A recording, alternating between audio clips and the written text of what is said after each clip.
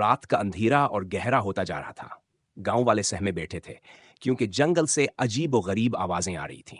अचानक गांव के बुजुर्ग हकीम जी ने कहा, "यह कोई मामूली रूह नहीं, ये जंगल की मलाउन आत्मा है जो 100 साल पहले यहां मारी गई थी।"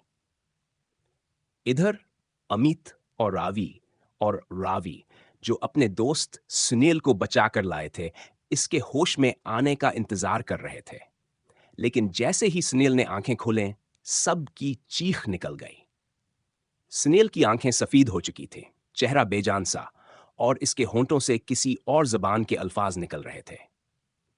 ऐसा लग रहा था कि कोई पुरानी बदरूह उसके जिस्म में समा गई है। हकीम जी ने फौरन एक ताबीज निकाला और मंत्र पढ़ना शुरू किया, लेकिन सुनील की हालत बिगड़ती जा रही थी।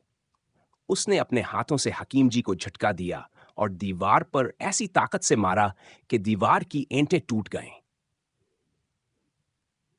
गांव वाले डर के मारे भाग गए।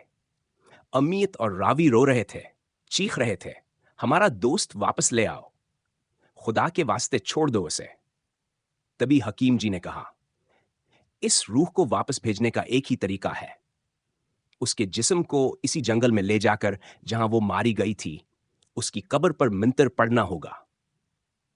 इमित और रावी ने हिम्मत की, सुनील को कंधे पर उठाया और फिर से इस खौफनाक जंगल की तरफ रवाना हुए। लेकिन जैसे ही वो जंगल में पहुंचे, एक बार फिर वो सरख आंखें झलकें और एक साया, जो अब पहले से भी ज्यादा ताकतवर और खतरनाक लग रहा था, उनके सामने आ खड़ा हुआ। "अब तुम्हें कोई नहीं बचा सकता। क्या उमित और रावी सुनील को बचा पाएंगे? क्या वो रूह वापस भेजी जा सकेगी? क्या इस बार वो जंगल से जिंदा वापस आएंगे, या फिर वो भी इस जंगल का हिस्सा बन जाएंगे?"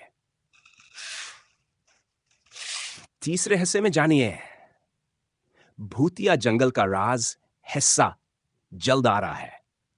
क्या आप चाहते हैं कि मैं तीसरा हिस्सा भी लिख दूं?